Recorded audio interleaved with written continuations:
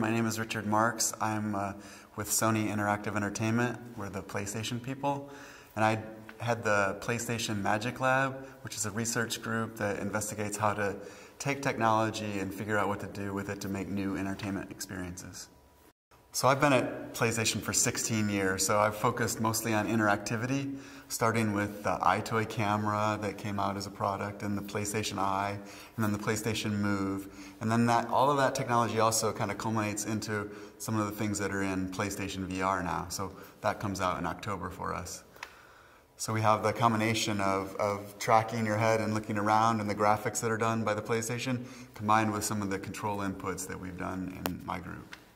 The technology that's in video games is very overlapped with what it is for VR. Actually, you're rendering a virtual world around you. Instead, it's the same thing to render it onto a screen as it is to render it around you. So the technical part of it actually isn't that different. Now the experience part is very different. So what you do when you're in that virtual world, since it's not remote anymore, it's actually around you, it feels very different when you try it out. But the actual tech to do it is very similar, so that's why the games guys kind of have a head start of how to make VR experiences on the technical side. Yeah, we have one game in particular that has really electrified a lot of people that try it. It's called the London Heist. And it really feels like you're a participant in an action film or something. I mean, you're part of the storyline, but you can do things and change things. And instead of feeling like you're a game character, it feels more like you're really there and these things are really happening. So you can duck and hide behind things, and you can reach up and pick things up and grab them and throw them, and it's very interactive. There's a scene where you're in a car and you can actually open the car door and lean out and see that pavement rushing past. So people who say they don't even play video games find that very compelling, and people who play video games also find it more immersive than anything they've ever tried before. So it's kind of got this magical bridge between people who are gamers and people who aren't. Both love it. Yeah, it's a real big challenge with VR. The lines are so blurred between the genres of what you normally would feel aren't blurred. They actually already were starting to get more blurred anyways without VR. I mean, in the gaming side, there's a lot of games which are very experiential. There's no score. It's got a very strong narrative that goes with it. So those are already starting to get different from what you would traditionally have called a game.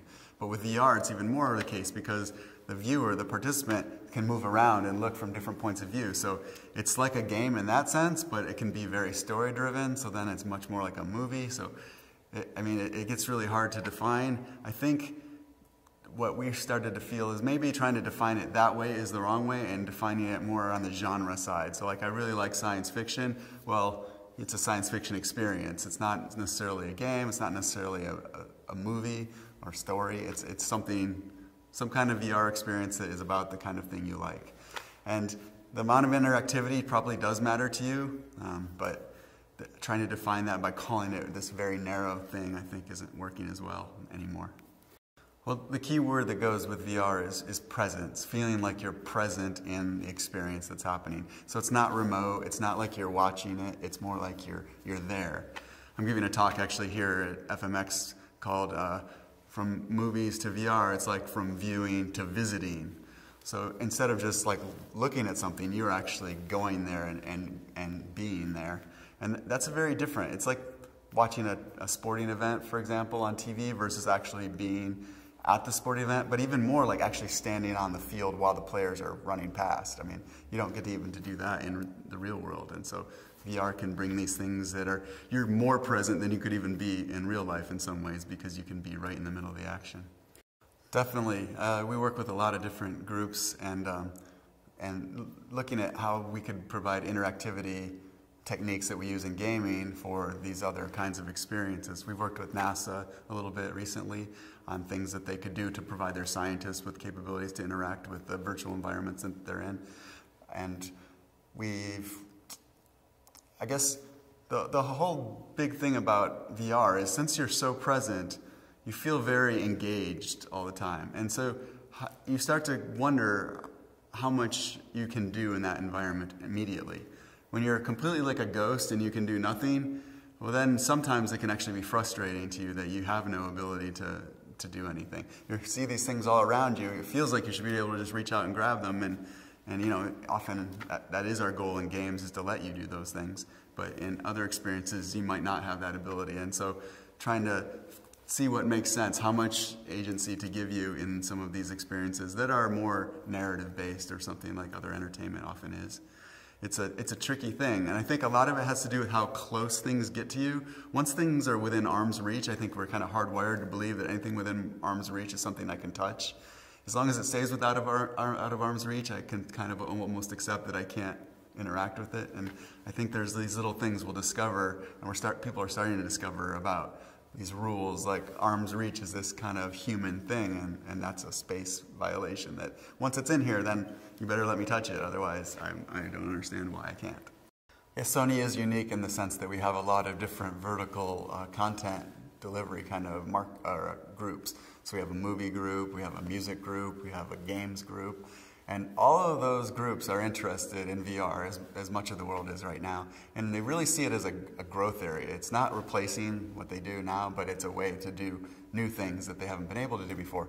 And so with movies, I've worked with our pictures group directly on experience for The Walk. So The Walk is a movie about walking between the World Trade Center on the wire, Philip Petit. And we gave the participant this feeling of standing at the edge, and it's just an experience where all you have to do is take one step out onto the wire, but it's so hard in VR to bring yourself to step out onto that wire. And so that's just trying to convey that feeling that he must have felt standing up there like that is what that goal of that experience was. And our music side of the business, they're actually interested in also VR in a different way. I mean, with VR you have a spatialized audio all around you, so you can fill your whole world with audio in different ways, and so exploring that and then combining that with some visuals. I mean, the way that music videos were first started, you can combine sound and light together to make a very, very unique experience. That's happening in the game side too. There's a game called Rez, which is really famous, and that artist who made that game always felt like it wasn't fully realized the way he wanted it to, and actually he's re-releasing it now in VR because VR really gives what he wanted to create initially. And so he's kind of 20 years later, it's what he wanted to make. Yeah, I mean, what you mentioned is that the game world is or the game economy is well established. People are used to paying money for games. And similarly, I think they'll understand that it makes sense to pay for a VR game as well. And that's why actually our company is leading with games as our major focus for we're the PlayStation group, so that's always our major focus. But it also is a very easy first step for us because we have a well-defined, well-established kind of marketplace for these things. The other kinds of experiences are less defined, and it is a constantly evolving thing to see how all these different companies are approaching it. The freemium model, the kind of episodic content model is another one that people are looking at. So, because you don't know if you're going to like a certain kind of VR thing, getting to try it the way we used to try a demo of a game or something, or seeing chapter 1 of a VR experience, and then you can purchase the follow-ons. I think that's a good model that you'll see happen more. But it is something new, so it is the economy of those new experiences, I think, is yet to be fully nailed down. Yeah, what we're recommending to all of our developers is the best thing you can do is try a lot of things out and prototype them and see how they feel. If you think you have this amazing idea and you just know that you're just going to implement this one thing and it's going to be amazing, that's not usually how it works if you've never done it before. So making as many different things as you can and discovering what feels good and what doesn't. The design of experiences in VR can be quite different than the design of regular traditional games. Even though the technology might be similar to make those experiences, the actual feel of them is different. But that's also the same as it's always been with games. You can't really guarantee fun. You have to kind of tweak it until it becomes fun, and a lot of it is the polish of a game that makes it very well produced, where it becomes fun. It just becomes, everything's balanced just right, and it's just a different kind of balancing sometimes that's needed in VR, but it still requires that same kind of tuning that every game requires.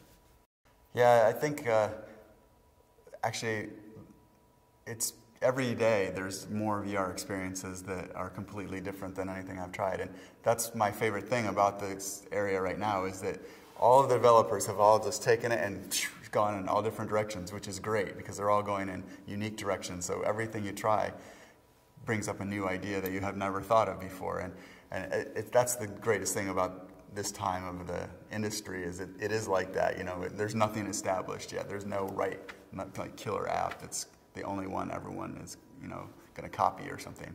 It's very new, and some of the kinds of experiences that have really made me excited personally are when you can interact with things in a very more immersive way than you've ever been able to do before. Very detailed way where you can pick something up and change it and modify it. Especially, it's not, I mean, a lot of people get caught up on the big scale of VR, but actually small VR when it's close to you and interactive is the part what I'm excited about. And then, actually, the social aspects of VR have been amazingly inspiring. Doing something with somebody else in a virtual place, being present somewhere else together is really very powerful, because you can do things in VR that you can't do in the real world necessarily. So, you know, you can pick up a car and throw it back and forth and play catch with a car in VR, and you can still joke around with your friend and do all that stuff that you would do and it's a lot like actually some of the online video games already. A lot of people do a lot of sharing and communicating, but even more so because you can see the other person. You can see their movement of their head and their hands maybe. So all that stuff that you can do on online gaming just gets amplified in a VR gaming kind of multiplayer experience. And so it's just that much better to have VR for multiplayer stuff than what we could do before. This is my first FMX, so it was exciting to come. It's really interesting because there's a combination of artists and technical directors and designers and kind of programmers even. So it's a combination of a lot of different things. And actually, what I try to do in our lab is actually hire people that are like multi-class characters that have a little bit of all that. And so getting to see all that in one place is really unique. And also the people here are you know, often at the top of their field, so getting to hear them present the areas that they're experts in, it's just a really good, and yet still feels kind of intimate and like you can talk to anybody kind of conference.